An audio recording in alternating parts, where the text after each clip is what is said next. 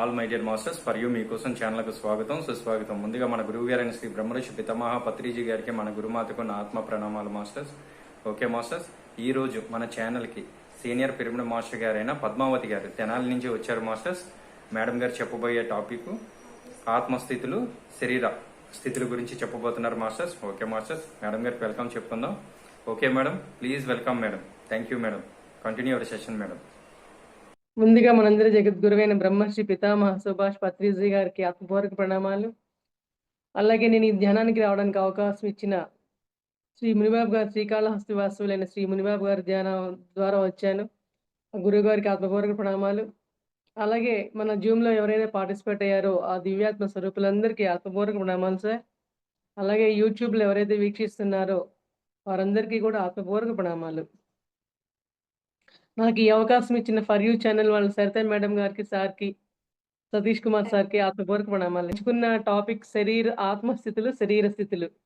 అసలు ఈ ఆత్మస్థితులు అంటే ఏమిటి, శరీర స్థితులు అంటే ఏమిటి, మనం వాటి గురించి ఎలా తెలుసుకోవాలి, అసలు ముందు వరకు మనకు ఆ సబ్జెక్ట్ గురించి తెలిసి ఉన్నదైనా, అసలు మనం అందరం ఎవరు, మనకి ఈ ధ్యానంలోకి వచ్చిన తర్వాత మనం నేర్చుకున్నది ఏమిటి, ఆధ్యాత్మికత అంటే ఏంటి, ఆధ్యాత్మిక స్థితిలో మనం ఆధ్యాత్మికలో ఉన్నాం మేము, ఇప్పుడు ఆధ్యాత్మికలు దిగాము అనుకుంటారు చాలా మంది. ఆధ్యాత్మికలు దిగడం అంటే ఏంటి, అసలు సరైన పదం ఏంటి, నేను తెలుసుకున్నది నాకు తెలిసిన వరకు నేను తెలియజెప్పే ప్రయత్నం చేస్తాను మేడం.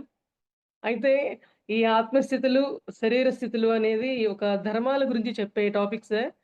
అయితే మనం ఎవరో అనుకున్నాం, మనం అందరం హిందువులం, అనాది నుంచి మనం హిందువులమే, మనకు ఒక ధర్మం అంటూ ఉంది, మనం అందరం కూడా హిందువులమే. కానీ ఏంటంటే అనాది నుంచి మనకు కొన్ని ధర్మాలు, కొన్ని మన సంప్రదాయాలు తెలియకుండా వాళ్ళు ఈ వర్ణాలు అనేది మనమే ఏర్పంచుకొని రకరకాలుగా మనమే భావించుకుంటూ ఉన్నాం అనమాట.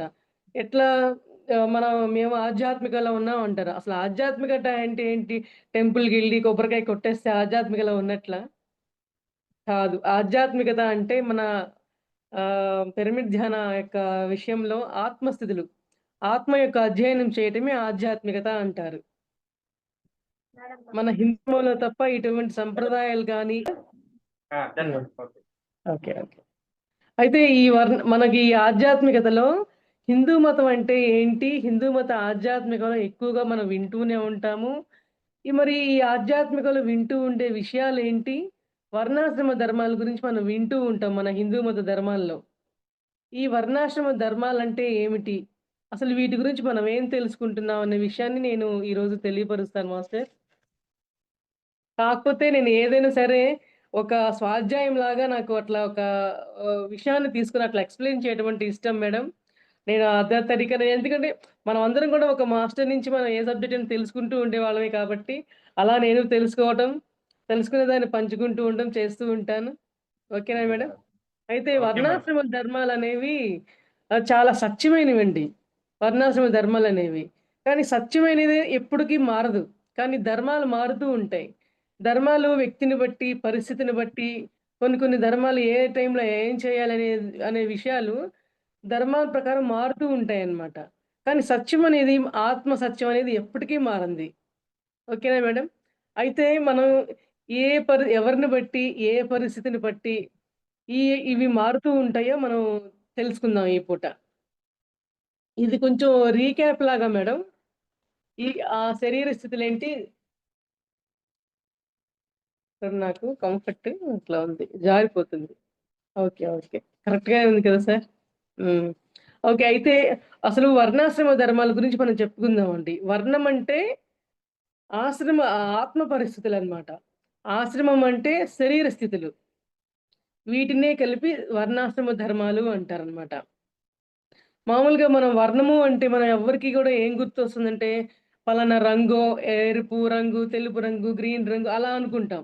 లేదా వర్ణం అనుకుంటాం. మీదే క్యాస్ట్ అని చెప్పి అట్లాగా మీ కులం గురించి చెప్పుకుంటారే, అలా అనుకుంటారే తప్ప ఇదొక ఆత్మస్థితి అనే విషయం అనేది ఎవరు తెలుసుకోం మేడం. ఇవాళ ఆత్మస్థితులు ఎట్లా ఉంటాయో మనం తెలుసుకుందాం. అయితే మన హిందూ ధర్మాల వాంగ్మయాల్లో ఈ ఆత్మస్థితులు ఎట్లా ఉంటాయి, ఈ ఆశ్రమాలంటే ఏమిటసలు, నీ ధర్మం అనేది వర్ణస్థితిని బట్టి గాని, ఆశ్రమ స్థితిని బట్టి గాని మారుతూ ఉంటుంది అనే విషయాన్ని మనం తెలియపరుస్తూ ఉన్నారనమాట. అయితే మనము ఎప్పటికీ గూడా మనం ఒకళ్ళని ఒక ముగ్గురిని మనం ఎప్పటికి గుర్తుంచుకోవాలండి. ఎవరిని గుర్తుంచుకోవాలంటే ఎందుకంటే మనకు అన్ని విషయాలు మనం తెలుసుకోవాలి అంటే మనకు ఫస్ట్ మన శ్వాసే మన గురువు. మన శ్వాసని, మన గురువుని, మన విశ్వాన్ని మనం నమ్ముకుంటూ ఉండాలి. ఈ ముగ్గురిని నమ్ముకుంటూ ఉన్నప్పుడు మనం ఏ విషయాన్నైనా సరే కూలంకషంగా తెలుసుకునే ప్రయత్నం అనేది నిరంతరం సాగుతూ ఉంటుందన్నమాట. అయితే అసలు ఈ ఆత్మస్థితులు, శరీర స్థితులు తెలియపరిచే ధర్మాలు ఏంటో చూద్దాం. అయితే వర్ణం అంటే రంగు అనుకుంటాం అన్నాను కదా! అయితే ఇక్కడ వర్ణం అంటే రంగు కాదు, కులము కాదు. అదొక ఆత్మస్థితి అన్నమాట. అయితే అసలు వర్ణం అంటే రంగులనో, కులం అనో కాదు. ఇక్కడ వర్ణం అంటే మన యొక్క ఆత్మస్థితిని తెలియపరిచేదే అని చెప్పని అంటారనమాట. అయితే ఆశ్రమం అంటే మన యొక్క శరీరం గురించి ఆవహించి ఉన్న ఆ యొక్క శరీర స్థితుల గురించి మనం తెలుసుకుంటూ ఉండటం జరుగుతుంది. మనకి 4 వర్ణాలు, 4 ఆశ్రమాలు విభజించబడ్డాయన్నమాట. 4 వర్ణాలు, 4 ఆశ్రమాలంటే ఆత్మస్థితులు, శరీర స్థితులు 4 రకాలుగా. 4 ఆత్మస్థితులు, 4 శరీర స్థితులు విభజించబడ్డాయి. మేడం మధ్యలో ఏదైనా డౌటొస్తే అడగండి. నేను ఓకే మేడం? ఇప్పటి వరకు ఓకే కదండీ! సబ్జెక్ట్ ఎలా స్టార్ట్ చేశాను, ఇప్పటివరకు ఐడియా వచ్చిందా? ఓహ్! ఓకే. ఎందుకంటే క్లారిటీగా ఉండాలి కదా! వినేవాళ్ళకి కూడా అందువల్ల అడుగుతున్నాను. ఓకేనండి. అయితే వీటిని బట్టి మారుతూ ఉంటాయి అనుకున్నాం కాబట్టి ఆశ్రమాలు చూద్దాం. వర్ణాలు, ఆశ్రమాలు అనుకున్నాం కదా! వర్ణాలు 4, ఆశ్రమాలు 4 ఉంటాయి. అయితే వర్ణాలు శూద్రవర్ణం, వైశ్యవర్ణం, క్షత్రియ వర్ణం. ఆశ్రమాలు బ్రహ్మచర్య ఆశ్రమం, గృహస్థాశ్రమం, వానప్రస్థాశ్రమం, సన్యాసాశ్రమం. అయితే ఏ స్థితిలో ఏ విధంగా ఉంటుందో మనం చూద్దాం. ముందు ఆశ్రమాల గురించి తెలుసుకుందాం. ఆశ్రమ స్థితులు. బ్రహ్మచర్య ఆశ్రమం గురించి చెప్పుకుందాం మాస్టర్స్. మనం వివాహం కాకముందు ఉండే దశ బ్రహ్మచర్య దశ. అయితే ఇందులో గురువుల దగ్గరికి వెళ్లి మనం విద్యా అభ్యాసాన్ని చేస్తూ ఉండాలన్నమాట. ఎందుకంటే వెనకటి రోజుల్లో గురుకులాలు ఉండేవి కాబట్టి గురుకులాలకు వెళ్లి వివాహం కాకముందు కౌమార దశలో ఉన్నప్పుడు ఆశ్రమాలకు వెళ్లి, గురుకులాలకు వెళ్లి వాళ్ళు విద్యాభ్యాసం చేసి వాళ్ళ ఒక యుక్త వయసొచ్చిన తర్వాత తల్లిదండ్రుల దగ్గరికి వచ్చేవాళ్ళు. కానీ ఈ రోజుల్లో గురుకులాలనేవి లేవు కాబట్టి ఎక్కడైతే ఈ విద్యాభ్యాసం అందుతుందో, అందుబాటులో ఉంటుందో, అక్కడికి వెళ్లి వాళ్ళ యొక్క నాలెడ్జ్‌ని పంచుకునేటట్లుగా మనం ఈ రోజుల్లో ఉందన్నమాట. అట్లా వెళ్లి మనం తెలుసుకోవాలి. అయితే మనం నేర్చుకునే విద్య ధర్మమే బ్రహ్మచర్యం ధర్మము. ఈ బ్రహ్మచర్య ధర్మంలో వాళ్ళు విద్యలు నేర్చుకునే అవసరమే తప్ప ఏ సేవలు చేయాల్సిన అవసరం లేదు. ఎందుకంటే వీళ్ళ ధర్మం ఇదే. ఈ విద్యలు నేర్చుకునే ధర్మం అన్నమాట. అయితే సేవలు చేయాల్సిన అవసరం లేదు. అవసరం వస్తే చేయొచ్చు. లేదంటే కంపల్సరీ చేయాల్సిన అవసరం కూడా లేదు. ఎందుకంటే ధర్మాన్ని బట్టి ఏ పరిస్థితిలో ఎలా చేయాలనే ఉద్దేశమే ఇక్కడ చెప్పబడిందనమాట మనకి ధర్మం. అయితే ధర్మం ప్రకారం అయితే అవసరం లేదు.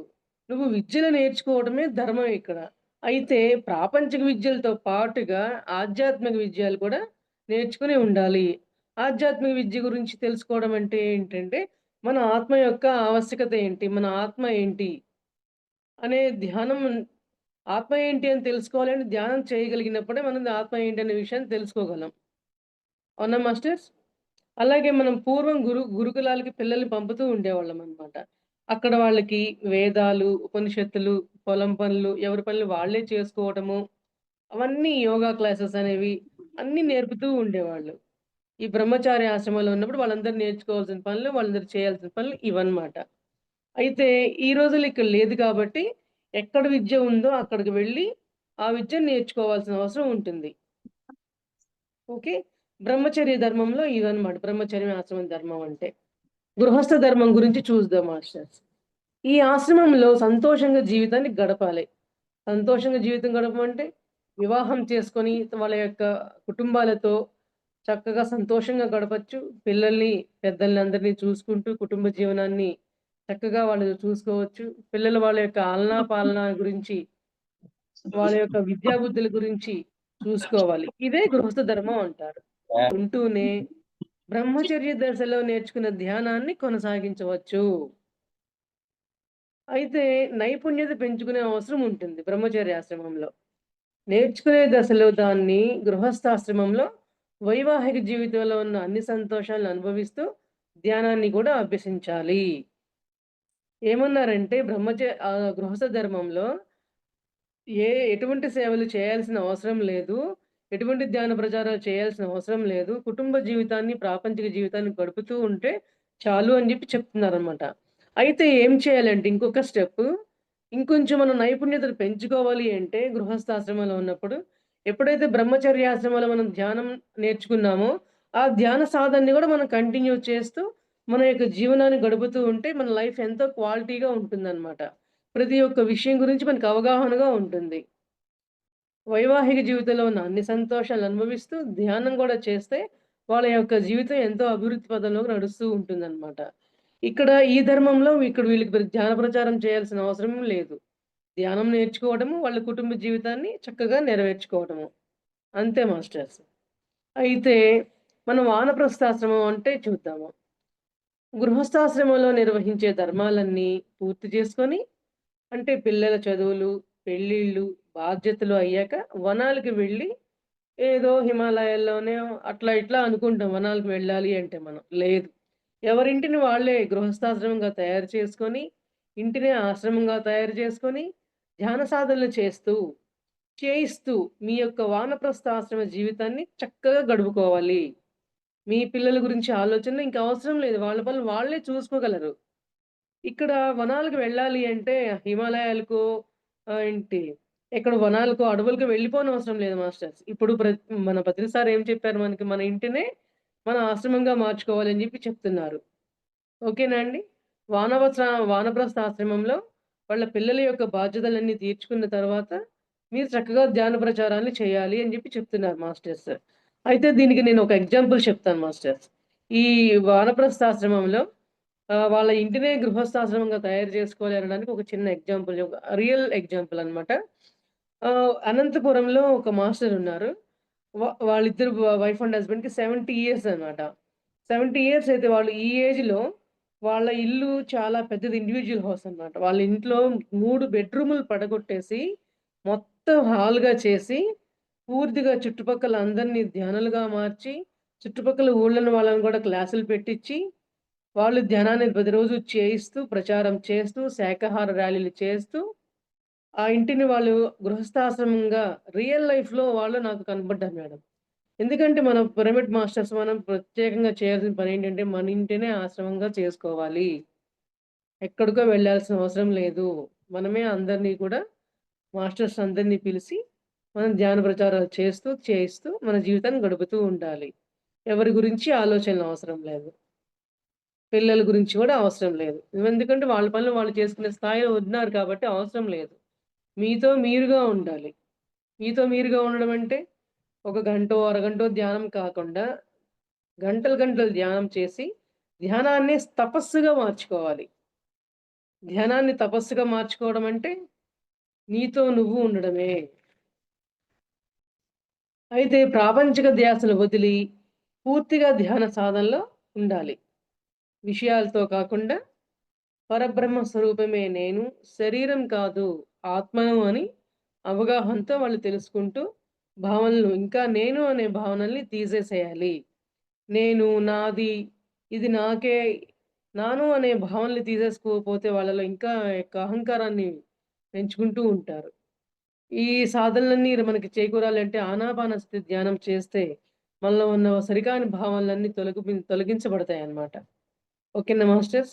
అట్లాగే ఎవరైతే అనంతపురంలో ఉన్నారో ఆ యొక్క ఏజ్‌లో ఉన్నవాళ్ళు మనం ఇప్పటి రోజుల్లో గూడా మనందరం ధ్యానంలో ఉన్నాం కాబట్టి, మన యొక్క బాధ్యతలు పూర్తయిన తర్వాత, మనం కూడా మన ఇళ్ళనే ఆశ్రమాలుగా తీర్చిదిద్దుకొని, ఆత్మస్థాయిలో మనం ఎదిగే ప్రయత్నం నిరంతరం చేస్తూ ఉందాం మాస్టర్స్. ఓకేనా అండి? ఇప్పుడు సన్యాసాశ్రమం. సన్యాసాశ్రమం అంటే గృహస్థాశ్రమం నుండి పిల్లల్ని కనిపెంచే బాధ్యతల నుండి వానప్రస్థాశ్రమానికి రావాలి. ఫస్ట్ బ్రహ్మచర్యంలో ఏం చేస్తారు? ఓన్లీ కేవలం ధ్యానమే నేర్చుకుంటారు. తర్వాత గృహస్థాశ్రమంలో వివాహం చేసుకొని పిల్లల బాధ్యతలు చూసుకుంటూ ధ్యాన కార్యక్రమాలు ధ్యానాన్ని నేర్చుకుంటూ ఉండాలి. ప్రచారాలైతే చేయాల్సిన అవసరం లేదు ఈ ధర్మాల్లో వాళ్ళు. అయితే వానప్రస్థాశ్రమంలో వాళ్ళు మరి గృహస్థాశ్రమం నుండి పిల్లలు కంచే బాధ్యతల నుండి వానప్రస్థాశ్రమానికి వచ్చిన తర్వాత, అంటే వారి బాధ్యతలన్నీ పూర్తయిన తర్వాత వాళ్ళ ఇంటిని ధ్యానాశ్రమంగా మలుచుకొని ధ్యాన సాధనలు క్రమంగా పెంచుకుంటూ ఉండాలని చెప్తున్నారు. అంటే ఇక్కడ ఈ సన్యాసాశ్రమాల్లో 3 ఆశ్రమాల నుంచి మనం ఏం చేస్తున్నామో, అవన్నీ కూడా ఈ 4గో ఆశ్రమంలో మిళితం చేసుకొని, మనం ఆ ధ్యాన సాధనని మనం పూర్తి చేసుకుంటూ ఉండాలి అని చెప్తున్నారు మాస్టర్స్. అయితే ఇక్కడికొచ్చేసరికి ఈ సన్యాసాశ్రమంలో ఇంకొకటేంటంటే, ఇక్కడికొచ్చేసరికి భార్యాభర్తలకు గూడా మధ్యలో సంబంధం ఉండకూడదు. సంబంధం ఉండకూడదంటే విడిపోవాలి, ఎక్కడికో వెళ్ళిపోవాలి అని కాదు మాస్టర్స్. ఎందుకంటే వాళ్ళకి మానసికంగా భార్యాభర్తలు వాళ్ళ బాధ్యతలు భూమి మీద జన్మ తీసుకున్నందుకు వాళ్ళ పిల్లా పాపలతో వాళ్ళ బాధ్యతలన్నీ అయిపోతాయి. అయిపోయిన తర్వాత నీ యొక్క బాధ్యత మరణించే వరకు కూడా ధ్యాన సాధనలు చేస్తూ, ధ్యానం చేస్తూ, ధ్యాన ప్రచారం చేస్తూ, మీ ఇంటి చుట్టుపక్కలే కాకుండా పలు ప్రదేశాలకి, పలు ఊర్లకి వెళ్లి ధ్యాన సాధనలు చేస్తూ, అందరికీ ప్రచారం చేస్తూ ఉండాలి.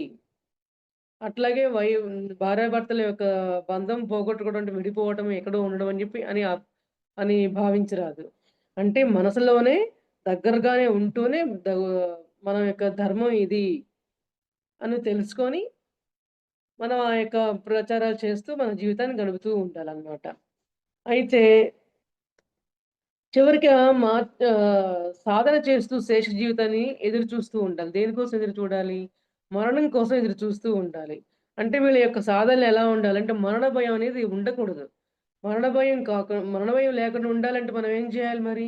ధ్యాన సాధనలు చేయాలి, ధ్యానం చేయాలి, ధ్యాన సాధన చేయిస్తూ ఉండాలి, ధ్యాన ప్రచారాలు చేయాలి, పిరమిడ్లు కట్టాలి, శాకాహార ర్యాలీలు చేయాలి, ఆత్మజ్ఞానులుగా ఎదగాలి, బ్రహ్మజ్ఞానులుగా ఎదగాలి. ఇవన్నీ ఎదిగిన తర్వాత మాత్రమే వారు మరణ భయాన్ని నుంచి బయటపడగలరు. మరణ భయం ఎప్పుడు ఇక మనకి మరణం వచ్చినా గూడా, మనం దానికి సిద్ధంగా పైలోకాలకు వెళ్ళగలిగేంత మానసిక స్థాయిలో మనం ఎదుగుతూ ఉండాలి. అనే విషయం మనకు తెలియపరుస్తున్నారు. ఈ సన్యాసాశ్రమంలో. ఓకేనా అండి?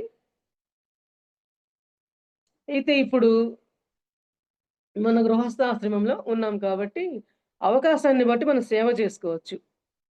ఈ ధర్మాల్లో వాళ్ళ యొక్క కార్యక్రమాలు నిర్వర్తిస్తూ ఉండాలి గానీ, సేవ అనేది ఒక్కొక్క దశలో అవసరం లేదు. కానీ, అవకాశం ఉంటే చెయ్యొచ్చు. ఎవరెవరి అవకాశాన్ని బట్టి ఇప్పుడు పత్రిసారి మనకొక ఎగ్జాంపుల్ చెప్పారండి.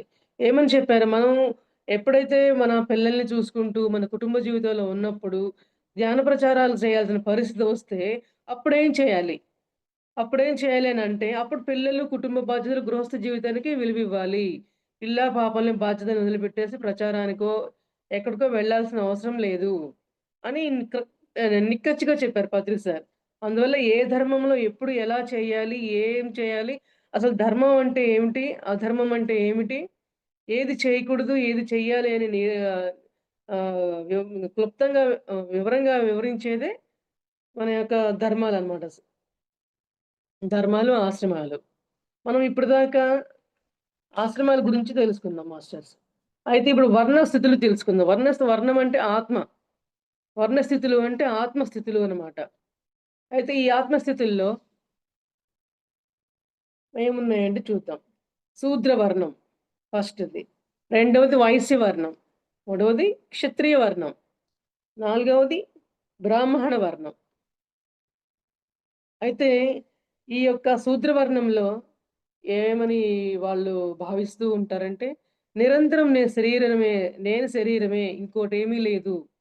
శరీరమే నేను, నేనే శరీరం అన్న భావనలో వాళ్ళు వెలుగుతూ ఉంటారు. అందువల్ల వాళ్ళని శూద్రులు అంటారు.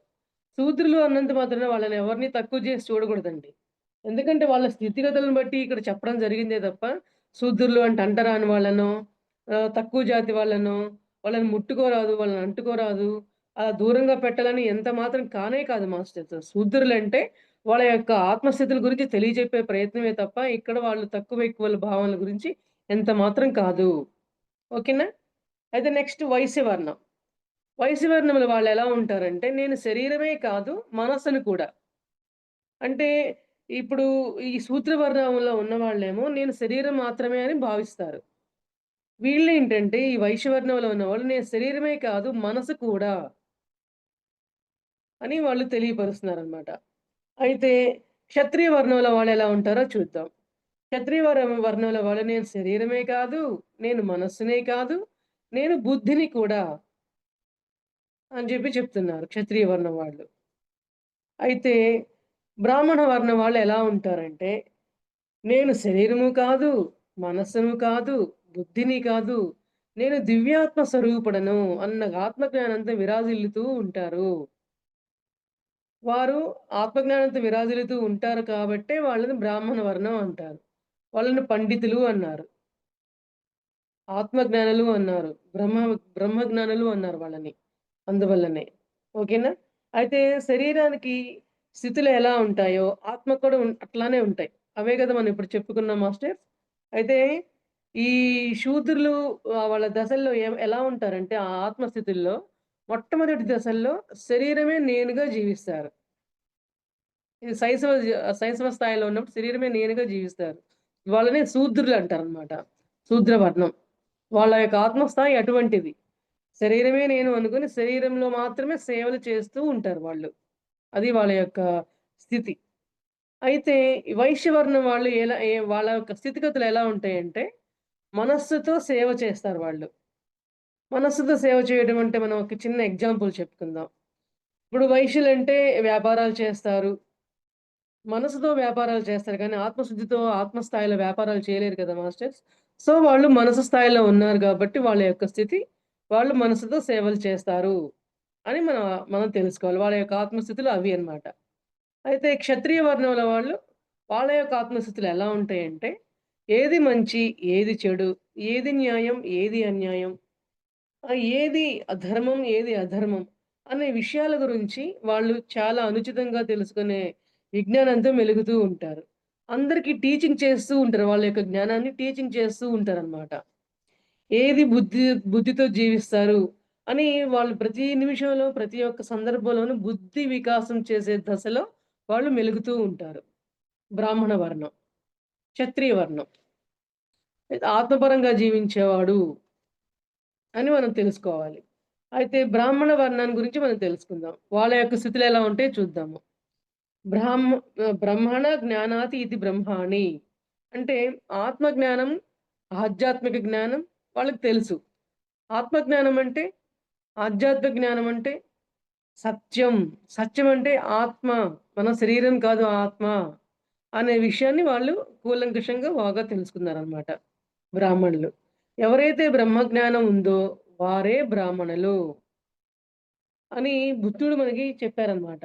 ఎవరైతే బ్రహ్మజ్ఞానంతో, వేద జ్ఞానంతో తెలియబడుచున్నారో వారే బ్రాహ్మణ వర్ణము. ఇక్కడ వర్ణం అంటే కులం కాదండి. రాను రాను మనుషులకి అట్లా ఆపాదించి బ్రాహ్మణులంటే ఉత్తమ గుణము, వైశ్యులంటే రెండవ రక గుణము, శూద్రులంటే మూడవ రక గుణము, జాతులంటూ వాళ్ళు డివైడ్ చేసి మనుషుల్లో మతజాలాలు, మతభావాలను అన్నీ రూపొందించి చేశారు కానీ, ఇక్కడ ఇక్కడ ఈ ఈ యొక్క వర్ణం ఆత్మస్థితుల్లో గాని, శరీర స్థితుల్లో గాని, ఈ వర్ణాలనేవి గాని, ఈ స్థితులనేవి గాని వారి యొక్క ఆత్మస్థితులే తప్ప, వారి యొక్క శరీర స్థితులే తప్ప వారిని ఎక్కడా తక్కువ చేసి మాట్లాడడమో, కించపరచడం ఎంత మాత్రం కాదండి. వర్ణం అంటే ఇక్కడ కులం కాదు, రంగు కాదు. కేవలం వారి యొక్క ఆత్మస్థితి. మనం అలానే తీసుకోవాలి. ఓకేనా అండి? శైశవ స్థితిలో ఇవన్నీ శూద్రులందరూ ఉంటారనమాట. ఈ బాల్యాత్మ, ప్రౌఢాత్మ స్థితిలో ఉన్నవాళ్ళు, మనసుతో చేసేవాళ్ళు, మనసు స్థాయిలో చేసేవాళ్ళు బాలాత్మ, ప్రౌఢాత్మ కిందకి వస్తారు. మరి క్షత్రియ వర్ణంలో ఉన్నవాళ్ళు వృద్ధాత్మల కిందకొస్తారు. అయితే మనం బ్రాహ్మణ వర్ణంలో చెందిన వాళ్ళని పరమాత్మ స్థాయిలో ఉన్నారనమాట. ఎందుకు పరమాత్మ స్థాయిలో ఉన్నారు అంటే, వారికి వేద జ్ఞానం కావచ్చు, ఆత్మ జ్ఞానం కావచ్చు, ఏది ధర్మము, ఏది కాదు, ఏది మంచి, ఏది చెడు, ఏది ఉత్తమమైనది, ఏది అనుత్తమమైనది అనే విచక్షణ జ్ఞానం అనేది బ్రాహ్మణులకి బాగా తెలిసి ఉంటుందనమాట. అందువల్ల ఏ పరిస్థితిలో ఎలా వారు జీవించాలి, ఎవరిని వాళ్ళు ఎలా వాళ్ళ యొక్క జ్ఞానాన్ని పంచాలి, వారు ఇంట్లోనే ఉండడం కాదు, బయటికెళ్ళి గూడా వాళ్ళ యొక్క జ్ఞానాన్ని పంచుతూ ఉంటారు. అందువల్ల వాళ్ళ యొక్క గుణాల్ని బట్టి వాళ్ళకి బ్రాహ్మణ వర్ణం అని జెప్పని మనం చెప్పుకోవటం. అందుకే ఇక్కడ ఈ ఆత్మస్థితుల్లో పరమాత్మ స్థితి బ్రాహ్మణ వర్ణం అనేది. ఈ స్థితి వాళ్ళ యొక్క వర్ణాలకు తగ్గట్లుగా ఆ స్థితులు అట్లా ఏర్పరచబడ్డాయి. ఇంకొకసారి రిపీట్ చేస్తాను మాస్టర్స్. ఆ శైశవ దశల్లో ఉన్న వాళ్ళని శూద్ర దశల్లో అంటారు. ఎందుకంటే వాళ్ళ శరీరమే నేనుగా భావిస్తారు కాబట్టి శూద్రులు వాళ్ళు. శూద్ర స్థితి. అయితే బాలాత్మ, ప్రౌఢాత్మ స్థితులేమో నేను అనుకోని శరీరంతో పాటు మనసుతో కూడా వాళ్ళు పని చేస్తారనమాట. ఉదాహరణకి వైశ్యులు వాళ్ళ యొక్క వ్యాపారాలు. అయితే క్షత్రియ వర్ణం ఎక్కడికొస్తుందంటే వృద్ధాప్య కిందకొస్తుంది. క్షత్రియ వర్ణాల వాళ్ళేంటి? వాళ్ళ యొక్క బుద్ధి వికాసంతో జీవిస్తూ, న్యాయాన్యాయాల్ని తెలుసుకుంటూ, వాళ్ళు టీచింగ్ వైపు వెళ్తూ ఉంటారు. వాళ్ళ యొక్క జ్ఞానాన్ని అంతా పంచుతూ ఉంటారనమాట. క్షత్రియ వాళ్ళు. వాళ్ళెంతో మైండ్ పరంగా ఎంతో స్ట్రాంగ్‌గా ఉంటారు. శరీరపరంగా కూడా ఎంతో దృఢంగా ఉంటారనమాట. సో, వాళ్ళ యొక్క స్థితి అది కాబట్టి వృద్ధాత్మలు వాళ్ళందరూ కూడా. వృద్ధాత్మ స్థితిలో. అయితే పరమాత్మ స్థితి బ్రాహ్మణ స్థితి. బ్రాహ్మణ వర్ణం అన్నమాట. వాళ్ళు ఆ బ్రహ్మజ్ఞానం కలవాళ్ళు, ఆత్మజ్ఞానం కలవాళ్ళు. వారి యొక్క జ్ఞానాన్ని అందరికీ పంచుతూ, వాళ్ళెంతో ఉత్తమోత్తములుగా వారి యొక్క జీవితాన్ని గడుపుతూ, అందరిని సమభావంతో చూస్తూ ఆత్మజ్ఞానంగా ఉన్నారు కాబట్టి, వారిని బ్రాహ్మణ వర్ణం అని చెప్పారు. అంటే పరమాత్మ స్థితితో పోల్చారన్నమాట. మన సమాజంలో బ్రాహ్మణులకే పెద్ద పీట వేశాం కానీ, ఎందుకంటే జ్ఞానాన్ని వాళ్ళు తొందరగా అవపోసన పట్టించుకుంటూ ఉంటారంట మాస్టర్స్. అందువల్లనే వాళ్ళకి బ్రాహ్మణ వర్ణం అనేది ఆపాదించబడిందనమాట. అంతేగాని ఇప్పటి రోజుల్లో ఏమైతుంది మేము బ్రాహ్మణులం, వాళ్ళకొక అహంకారాలు, మాకే తెలుసు, మిగతా వారందరూ అజ్ఞానులు. స్త్రీలు బ్రాహ్మణ వర్ణాన్ని కావచ్చు, ఆత్మజ్ఞానాన్ని కావచ్చు, బ్రహ్మ జ్ఞానాన్ని కావచ్చు ఎవరు తెలుసుకునే అర్హత లేదు అని వాళ్ళు బ్రాహ్మణులు ఇప్పటి రోజుల్లో అహంకారాలకు పెచ్చురిల్లిపోతున్నాయన్నమాట. కానీ పురాణ కాలంలో బ్రాహ్మణులు అంటే వాళ్ళెంతో మృదు స్వభావంతో వారి యొక్క జ్ఞానాన్ని అందరికి పంచుతూ, వాళ్ళు ఇంకా నిరంతరం జ్ఞానాన్ని పెంచుకుంటూ ఉంటూ, అలా నిరంతరం జీవిస్తూ ఉండేవాళ్ళనమాట బ్రాహ్మణులంటే. అయితే బ్రాహ్మణ వర్ణం అంటే చివరికి ఈ స్థితుల సంగతి పోయి వర్ణాల కిందకే తీసుకొచ్చేసారు వాళ్ళు. బ్రాహ్మణ స్థితి అంటే పరమాత్మ స్థితి. కానీ ఆ పరమాత్మ స్థాయిలో ఇప్పుడెవరు ఉండట్లేదు బ్రాహ్మణులంటే. అహంకారాలతో బాగా అట్టడుగు స్థాయిల్లో వాళ్ళు అణగారిపోతున్నారు. వారిని చూసి ఇంకొకళ్ళు ఒక ఆదర్శవంతమైన జీవితాన్ని వారెవరు కూడా గడపటం లేదు. మన యొక్క ఏదైనా ఒక విషయాన్ని మనం తెలుసుకోవాలి అంటే వెనకటి రోజుల్లో, పురాణ రోజుల్లో బ్రాహ్మణుల దగ్గరికి వెళ్లి మన విద్యను అభ్యసించి, మనం తెలుసుకునే విద్యను మనం ఇంకొకరికి పంచుతూ ఉండేవాళ్ళం అప్పటి రోజుల్లో. కానీ ఇప్పటి రోజుల్లో బ్రాహ్మణులనేది వాళ్ళు పరమాత్మ స్థాయిలో వాళ్ళు ఉండడం లేదు. వాళ్ళెంతో అజ్ఞానంలో గూడా ఉన్నవాళ్ళు ఉన్నారు. ఎందుకంటే ఇప్పుడు ఇక్కడ బ్రాహ్మణులు అంటే కులం కాదు మనం అనుకున్నాం గాబట్టి, కులంతో సంబంధం లేదు. శూద్రులని కాదు, వైశ్యులని కాదు, క్షత్రియులని కాదు, బ్రాహ్మణులని కాదు. ఎవరైనా సరే ఆత్మజ్ఞానులు కావచ్చు, బ్రహ్మజ్ఞానులు కావచ్చు. ఎలాగా? ఆనాపానసతి ధ్యానం ద్వారా, స్వాధ్యాయం ద్వారా, సజ్జన సాంగత్యం ద్వారా మనం బ్రహ్మజ్ఞానులుగా తయారవ్వచ్చు. అదే కాకుండా మనం తెలుసుకున్న జ్ఞానాన్ని విచారించుకుంటూ, విచారించుకొని తెలుసుకున్న విషయాన్ని ఆచరణలో పెట్టుకుంటూ, మన యొక్క జీవితాన్ని ఆత్మజ్ఞానం వైపు నడుపుకుంటూ వెళ్ళాలి. కానీ మనం తెలుసుకున్న ఏ విద్య అయినా సరే, విచారించుకుంటూ ఆచరణలో పెట్టుకోనంత కాలము కూడా మనం ఆ స్థితులకు చేరుకోలేము. మనకి ఈ త్రిమూర్తులు ఎప్పుడూ అవసరం. ధ్యానము, సజ్జన సాంగత్యము, స్వాధ్యాయం. పంచపాండవులెవరు? విచారణ, ఆచరణలో కలిపి పంచపాండవులనమాట. ధ్యానము, సజ్జన సాంగత్యము, స్వాధ్యాయము, ఆచరణ, విచారణ, ఆచరణ. ఈ పంచపాండవులు మన యొక్క జీవితానికి నిరంతరం అవసరమైనవే. మనందరం కూడా నిరంతర విద్యార్థులు మాస్టర్స్. ఎందువల్లంటే మనం పైలోకాల నుంచి భూమి మీదకి మనం ఎందుకోసం వచ్చాము?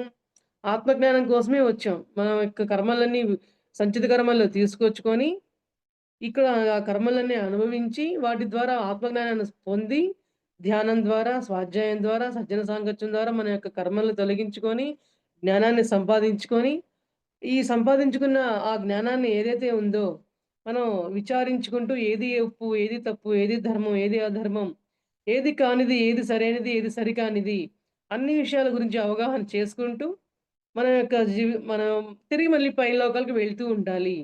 సో, మనం అందుకే భూమి మీదకొచ్చాం కాబట్టి మన ఎవరైతే ఇటువంటి స్థాయిల్లో నిరంతరం ఉంటారో వాళ్ళే బ్రాహ్మణులు. వాళ్ళే పరమాత్మలు. అంతేగాని ఇక్కడ బ్రాహ్మణులు అంటే కులం ఎంత మాత్రం కాదు. అది పూర్తిగా అర్థం చేసుకోవాలి.